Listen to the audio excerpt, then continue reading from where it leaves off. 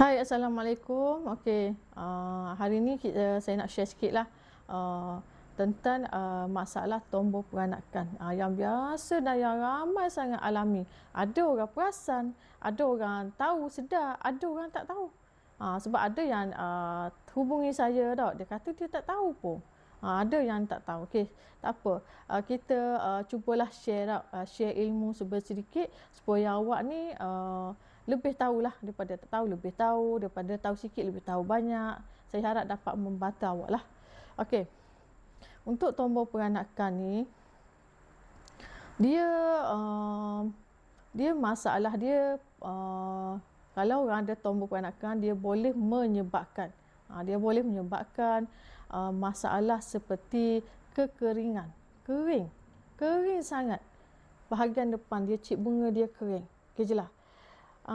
Lepas tu masalah lain juga boleh menyebabkan berair. Ni berair, dia ada peringkat air ni, kadang orang keluar sedikit, ada orang keluar banyak, basah ni depan ni, cip bunga mawar dia basah. Basah sangat-sangat. Okey. Boleh menyebabkan hubungan antara suami isteri lah. Okey, selain pada tu dah ada masalah tombol peranakan boleh juga menyebabkan bahagian depan ni tak boleh keluar kentut. Orang panggil kentut faras tu. Boleh. Sebab apa keluar air? Sebab apa boleh mengeluarkan kentut bahagian depan? Sebabnya tandanya rahim awak, peranakan awak tu tengah kembang, tengah bekak. Okey je lah. Okey. Jadi kita kena ikhtiar untuk membantu dia kecut balik peranakan awak tu supaya tak kembang, tak berair, tak basah. Okey. Untuk batu, untuk ikhtiar awak boleh try dengan jus eliwara. Dan banyak lagi saya nak share pada awak. Apa lagi yang perlu awak buat? Nanti saya akan bagi tahulah video yang seterusnya. Okey, sekarang ni kita bagi tahu masalah dulu. Okey, masalah selain pada tu, period awak tu juga dia akan ganggu.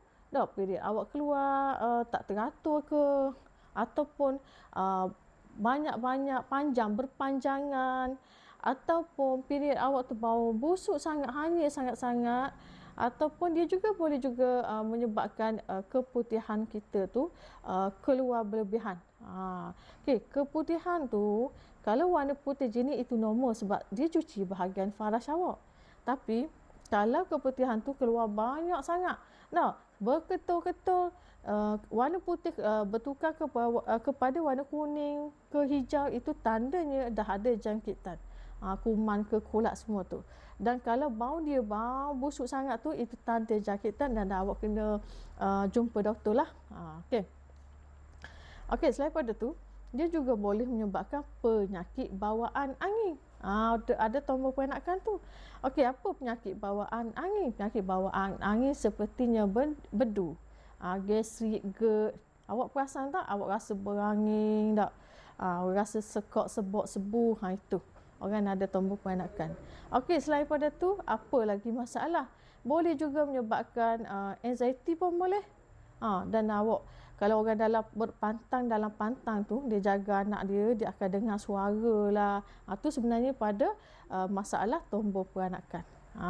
Okey, selain pada tu, dia akan fikir yang buka-buka, fikir yang negatif-negatif, akan rasa tidak yakin, rasa kemurungan, tak nak bercakap.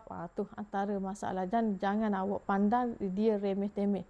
Dia ganggu hubungan awak suami isteri, dia ganggu juga antara awak dengan anak awak lah. Awak jadi melepaskan apa-apa pada anak awak lah, gitu. Okey, itu antara lah kalau yang ada tombol peranakan. Dia ada peringkat-peringkat dia juga, stage-stage dia. Okey, dan untuk awak nak belajar stage tu dan nak kenal pasti macam mana cara saya nak atasi, nak bantu, nak ikhtiar, awak kena dengarlah untuk ke video yang seterusnya. Okey, Assalamualaikum, bye.